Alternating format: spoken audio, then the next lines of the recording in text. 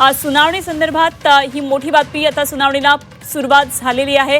आजच्या दिवसामधल्या कामकाजाला सुनावणीला आता सुरुवात झालेली आहे। त्यामुळे आता सुप्रीम कोर्टामध्ये नेमकं काय काय होतंय हे बघणं खूप महत्त्वाचं ठरणार आहे। तर शिवसेना पक्ष नाव त्याच्या चिन्हावर आता सुप्रीम कोर्टामध्ये ही सुनावणी सुरू झालेली आहे।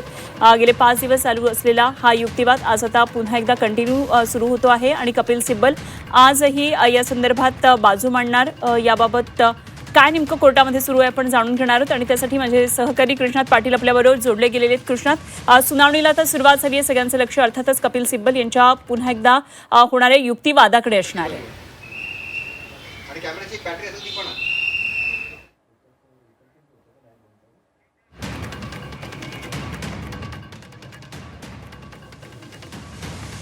तर या महासुनावणीला आता पुन्हा एकदा सुरुवात झालेली आहे। सगळ्यात महत्त्वाची बातमी आपण पाहतो आहोत। शिवसेना पक्ष आणि चिन्हाची यावरची सर्वोच्च न्यायालयातली ही सुनावणी आता सध्या अंतिम टप्प्यात आलेली आहे। लवकरच निकाल लागण्याची सुद्धा शक्यता वर्तवली जाते आणि त्यामुळेच या सुनावणीतल्या प्रत्येक दिवसातल्या घडामोडीकडे आपलं बारीक लक्ष आहे।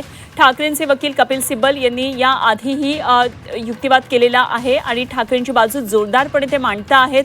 तर आता पुन्हा एकदा सुनावणीला आजच्या सुरुवात झालेली आहे। तर शिवसेनेच्या 1999 मध्ये घटनेत मुख्य नेता असं कुठलंही पद नव्हतं, मग एकनाथ शिंदे यांनी कुठल्या आधारे पद स्वतःला बहाल केलं असा युक्तिवाद कपिल सिब्बल यांनी काल केलेला होता। या सगळ्या गोष्टी शिवसेनेतल्या फुटीनंतर बंडानंतर झालेल्या लोकशाही विरोधी गोष्टीने कुठलाही अर्थ नाहीये, मात्र निवडणूक आयोगाने या गोष्टी ग्राह्य धरल्या असं कपिल सिब्बल म्हणाले। त्यामुळे प्रत्येक मुद्द्यावर निवडणूक आयोगाने घेतलेल्या हा निर्णय घेताना पक्ष आणि चिन्हाचं नाव जेव्हा शिंदेकडे दिलं त्यावेळी जे जे निर्णय घेताना म्हटलेलं होतं त्याचं प्रत्येक संदर्भातलं म्हणणं हे खोडून काढलं जाते। पुन्हा एकदा आपण जाऊया कृष्णातकडे। कृष्णात जोडले गेलेत। कृष्णात, सुनावणीला आता सुरुवात झाली आहे। कपिल सिब्बल आजही युक्तिवाद करतायत असं कळतंय। काय नेमकं सध्या कोर्टातल्या घडामोडी? सध्या युक्तिवादाला सुरुवात झालेली आहे। कपिल सिब्बल यांच्याकडून हा युक्तिवाद मांडला जातो आहे। 4 दिवस त्यांनी युक्तिवाद मांडलेला आहे, कारण मागच्या आठवड्यात 2 दिवस, काल 1 दिवस आणि आज परत पुन्हा असे 5 दिवस ते युक्तिवादासाठी घेत आहेत। आज देखील युक्तिवाद पूर्ण होतोय का ते पाहणं गरजेचं आहे आणि हा युक्तिवाद संपल्यानंतर पुन्हा शिवसेना शिंदे गटाच्या वतीनं युक्तिवाद मांडला जाईल आणि पुन्हा कपिल सिब्बल देखील आपला पुन्हा युक्तिवाद मांडण्यासाठी वेळ घेतील। परंतु सध्या जो युक्तिवाद सुरू झालेला आहे तो कालच्याच मुद्दे धरून सुरू होताना पाहायला मिळतोय की जे 2018ची घटना ही लोकशाही विरोधी असेल तर त्या आधारे निवडून आलेले किंवा त्याच्याच आधारे पदं उपभोगलेले गेलेले ते कशी काय पदं उपभोगली जाऊ शकतात आणि त्या संदर्भात हे 2018ची जर लोकशाही विरोधी घटना होती आणि लोकशाहीला धरून नव्हती, कायद्याला धरून नव्हती, तर गेल्या 4 वर्षांमध्ये, कारण 2022पर्यंत कुठल्याही प्रकारची एकही नोटीस किंवा एकही साधा विचारणा करणारा पत्र हे निवडणूक आयोगाकडून पक्षाला का दिलं गेलं नाही आणि त्यांची बाजू न ऐकता, सुनावणी न घेता थेटपणे चिन्ह कशा प्रकारे त्यांना देण्यात आलं अशा प्रकारचा मुद्दा जो आहे तो यावेळी कपिल सिब्बल उपस्थित करताना पाहायला मिळतात। कालच्याच ज्या घटना आहेत, कालच्याच जे मुद्दे आहेत त्याला धरून शिवसेना पक्ष हा केवळ राजकीय विधिमंडळ पक्षाचा एक भाग असतो। विधिमंडळ पक्ष हा एका पक्षाचा भाग असतो, राजकीय पक्षाचा भाग असतो। त्यामध्ये कुठल्याही प्रकारे जे मुद्दे उपस्थित केले जात आहेत किंवा वेगळी फूट मांडली जाते हे आर्टिकल 15नुसार ती उभी फूट कुठेही दिसत नाही आहे। अशा प्रकारे कपिल सिब्बल यांनी यावेळी वारंवार मुद्दे उपस्थित केलेले आहेत आणि केवळ विधिमंडळ पक्षातील फूट ही राजकीय पक्षातील फूट बघून त्यांना चिन्ह देणं हे कितपत योग्य आहे असं एक त्यांनी म्हटलेलं आहे आणि त्यामध्ये आणि केंद्रीय निवडणूक आयोगाच्या जे निर्णय घेतलेला आहे त्यावरच थेटपणे आक्षेप घेत त्यांनी यापूर्वी देखील स्पष्ट केलं की त्यांनी आपल्या कायदेशीर म्हणजे अखत्यारीत जे निर्णय आहेत ते घेतले गेले नाहीत। आपल्या कार्यकक्षेच्या बाहेर जाऊन काही निर्णय घेतलेले आहेत ते यामधून दिसून येते आणि केंद्रीय निवडणूक आयोगाला ही घटना तपासण्याचा किंवा घटना लोकशाहीला धरून आहे किंवा लोकशाही विरोधी आहे हे सांगण्याचा अधिकार नसल्याचं त्यांनी काल देखील स्पष्ट केलेलं आहे। त्यामुळे आजच्या या सुनावण्यामध्ये आणि आजच्या या युक्तिवादामध्ये ते नेमके कोणते मुद्दे मांडतात ते पाहणं देखील महत्त्वाचं ठरणार आहे। खरं आहे कृष्णात, कारण कपिल सिब्बल यांनी निवडणूक आयोगाच्या कार्यपद्धतीवर सुद्धा आक्षेप घेतलेला आहे आणि त्यामुळे आता या सगळ्या या सगळ्या बाबतीमध्ये काय नेमकं न्यायालय म्हणतंय हे खरं तर बघणं खूप गरजेचं ठरणार आहे आणि त्यातही शिंदेंचे वकील नेमकं या संदर्भात कशा पद्धतीनं बाजू मांडतात हे आपल्याला पाहायचंय। यामध्ये कृष्णा सगळ्यात महत्त्वाचा एक मुद्दा आज संजय राऊत यांनी सुद्धा त्यांच्या प्रतिक्रियेमध्ये म्हटलेला आहे, जर आमचा पक्षच डेमोक्रॅटिक नव्हता तर मग पक्षाची मान्यता रद्द का केली नाही, अशा प्रकारे त्यांनी एक आक्षेप घेतलेला होता। आयोगानं पक्षाची मान्यता किंवा नोंदणी रद्द का केली नाही हा खूप महत्त्वाचा आणि मोठा प्रश्न त्यांनी उपस्थित केलेला आहे।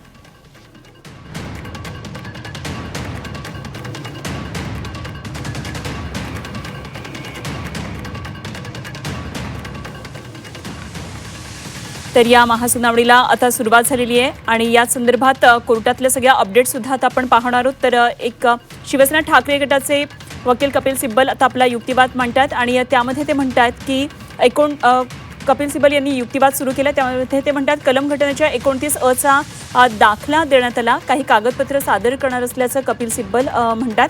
तर पक्ष कार्यालयाचा पत्ता आयोगाला सांगितलेला असल्याचं त्यांनी म्हटलंय, आयोगाला जे जे काही हवं होतं ते सगळं दिलं, यामध्ये घटनेचा संबंध नाही असं सिब्बलांचं म्हणणं आहे। तर 1999च्या घटनेमध्ये पक्षप्रमुखपद हे नव्हतं आणि हे 2026ला कळलं का, अशा प्रकारे सिब्बल यांनी हा सवाल उपस्थित केलेला आहे।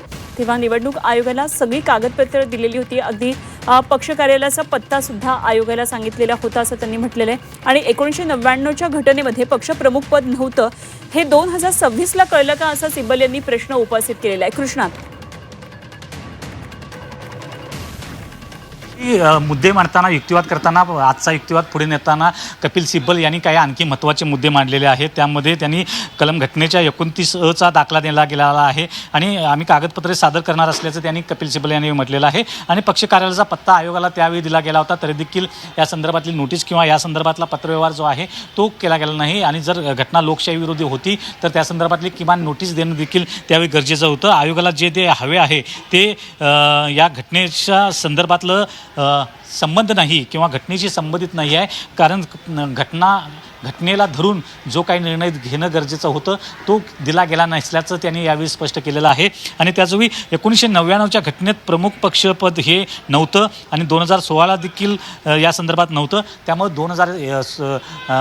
1999 नंतरच्या ज्या घटनादुरुस्ती झाल्या त्या पक्षाच्या त्यामध्ये देखील प्रमुख नेतापद जे एकनाथ शिंदे यांना दिलं गेलं होतं ते कुठेही दिसत नाही आहे। आणि यामध्ये 1999 नंतर जे ज्या काही घडामोडी घडल्या गेल्या त्या संदर्भात शिवसेना शिंदे गटाकडूनच एक आक्षेप घेतला गेला होता की 1999ची घटनादुरुस्ती ही लोकशाहीला धरून नाही, लोकशाही विरोधी असल्याचा त्यांनी यावेळी आक्षेप घेतला होता।